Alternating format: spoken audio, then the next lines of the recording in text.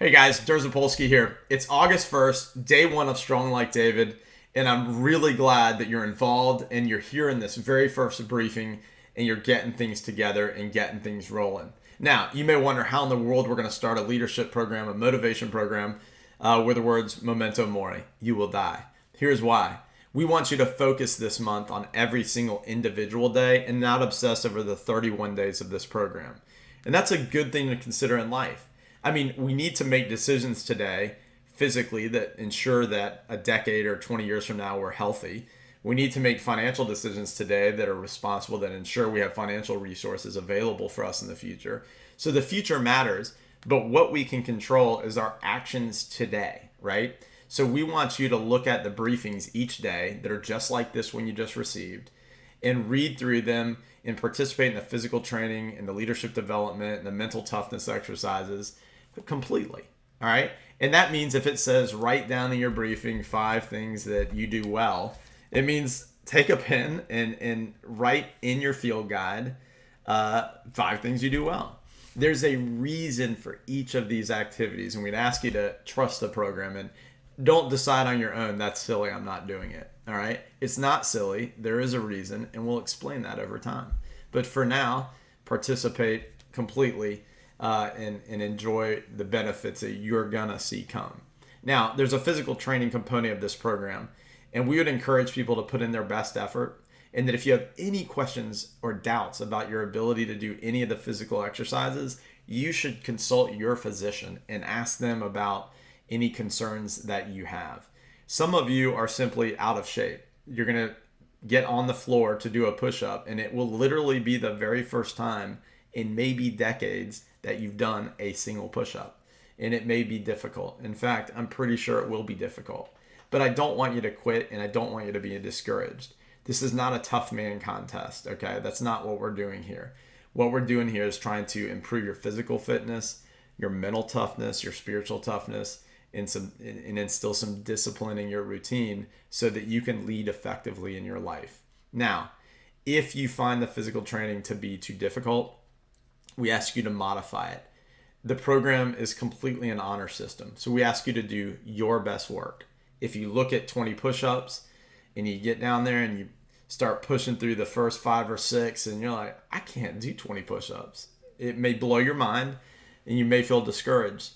Please do not become defeated or discouraged. Know that it's okay and that you're going to become stronger every single day.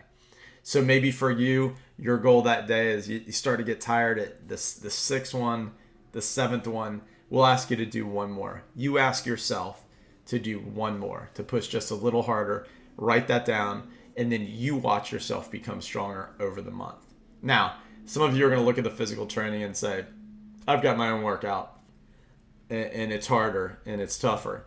Hey, honor the program. Honor the other men in the program.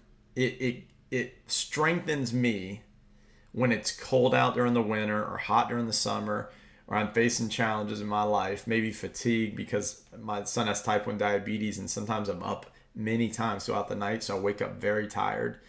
That when I'm face down in my yard and I'm doing the push-ups, I remember there's a man in Strong Like David somewhere right now across North America who's struggling to do these. And I'm with that person.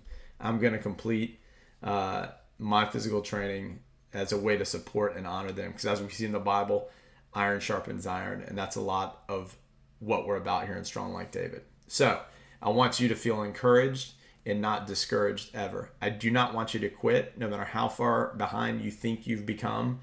Every day is new. You're going to stand up and you're going to get back in the fight and you're going to grow. If you have any questions at all, I want you to feel free to email or call or text me. I share that information all throughout the materials, and it's there for you. When you receive text messages, they come from me. I create the text message, and I have to use a software to help distribute hundreds of text messages instantly and manage that and be able to read them all. So it comes from a weird-looking phone number, and that's frustrating. I don't like that piece of it. It'll be some crazy number and say Strong Like David, but the message was created by me at that moment, and I'm sitting on the other side. So you can respond to those. You can read them and ignore them. whatever it is that you feel like you need to do. But I want you to think you're inside any kind of automated program. That's not the case. There's a Facebook group available if you're into that. In Facebook, a lot of times guys will share tips or encourage one another, or you find a motivational video or a motivational image or a piece of Bible scripture that moved you that day, and people are dumping it in there and sharing that content in there. That is your stomping ground. That is your place to share and connect. It is a private group, so past participants and current participants are in there, and so you can participate in that space. If you don't do the book face thing, it's okay.